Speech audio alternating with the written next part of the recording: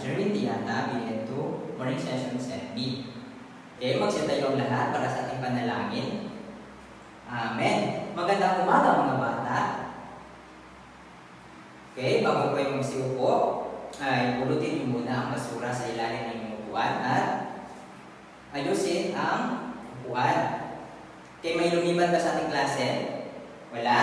Magaling. So, ang ating pamantayan sa aralin ay una, makinig na mabuti. Pangalawa ay umupo na maayos. At panghuli ay kung kayo ay may katanungan, itaas lamang ang kamay at kung gusto nyong sumagot. So, sino ba yung nakakaalam tungkol sa ating tinalakay kahapon? Yes? Magaling. Ito ay tungkol sa mga iba't ibang anyo ng tubig. Okay mga bata, bago tayo magsisimula sa ating talakay ngayon, may inihanda akong awit. Anyong lupa, himig sa Lero-Lerong Sinta. So, ako una yung kakanta at pagkatapos, sasabay kayong kakanta. Okay ba mga bata? Sige. Mga anyong lupa dito sa ating bansa, lambak kapatagan, yaman itong bayan, talampas at pulkan, kay gandang pagmasdan, burol kabundukan, ating alagaan. Okay mga bata, sabay-sabay tayong kakanta. 1, 2, 3, go!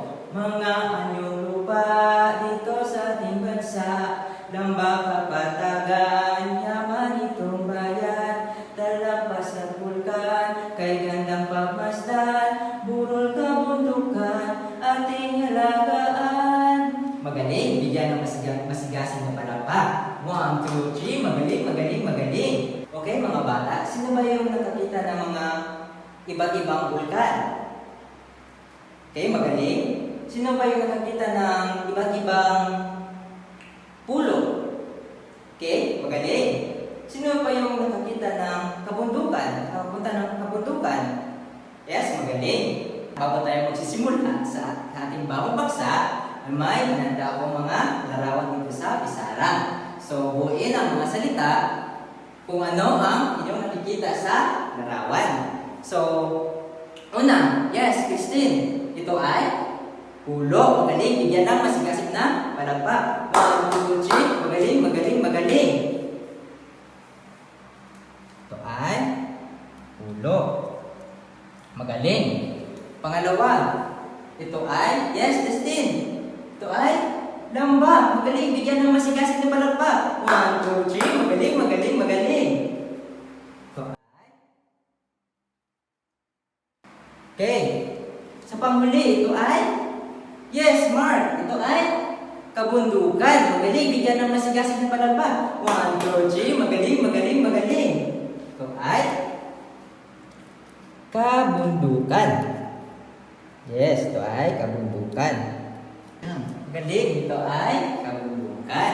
So, nasiyahan ba ang lahat, mga bata?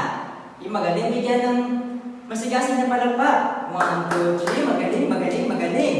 Okay, mga bata. Ang ating bagong paksa ngayon ay tungkol sa mga iba't ibang uri ng anyong lupa. Ay tungkol sa mga ibang uri ng anyong lupa. So, bago tayo magsisimula ay babasahin ko muna ang ating layunin.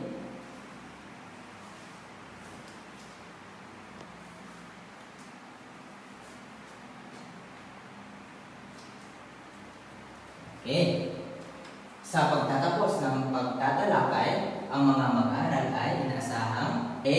Nilalarawan ng iba't ibang anyong lupa. B.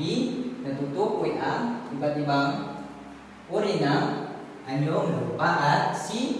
Nabibigyang halaga ang mga anyong lupa. So ngayon, may ipapakita ko sa inyo ng larawan. Ano ba yung nakikita sa larawan? Ito ay, yes, magaling, ito ay mundo. So, ngayon, tatalakayan.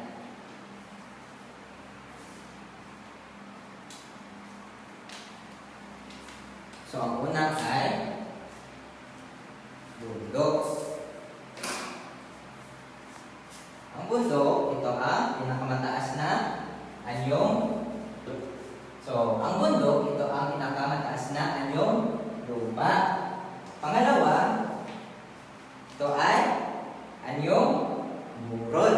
So, mataas na anyong lupa, ngunit mas mababa kaysa bundok. At pangatlo naman, ito ay bulkan. So, ito ay isang uri ng bundok. Ito ay maaaring magbuga ng gas, apoy o mainit na putik at maaaring sumabog. At pang-apat naman, ito ay kapatagan. So, ang kapatagan ay mababa, malawak at putik, patag na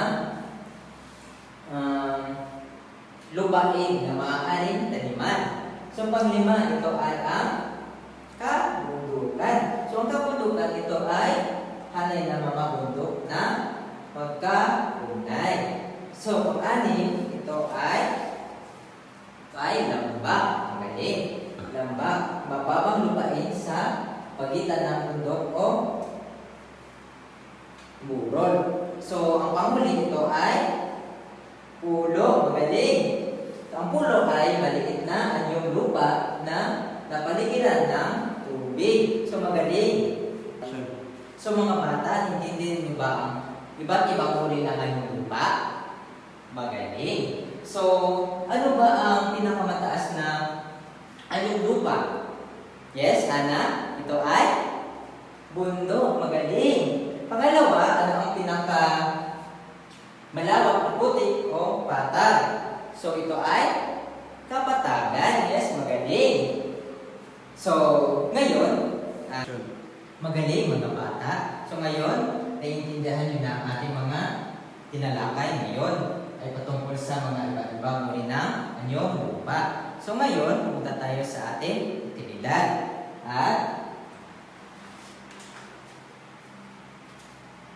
babasahin ang panuto.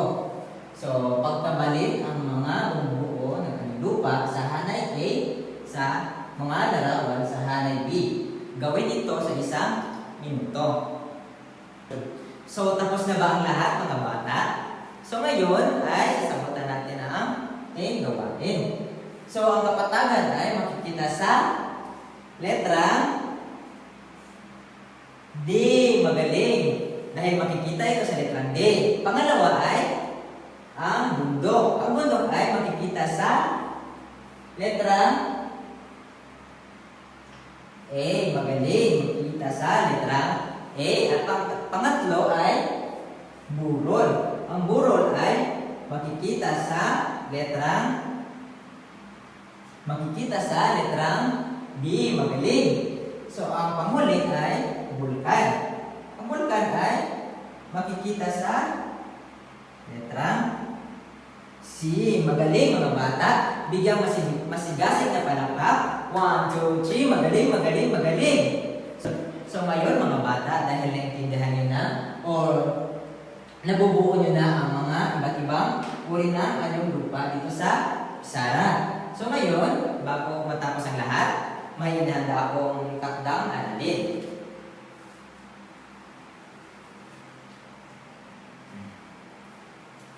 Ito ang ating takdang aralin.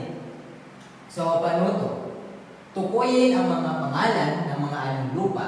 Isulat ang sagot sa sagutang papel. Okay, mga bata, magsitayong lahat. So, hanggang dito lang ang ating klase. So, paalam!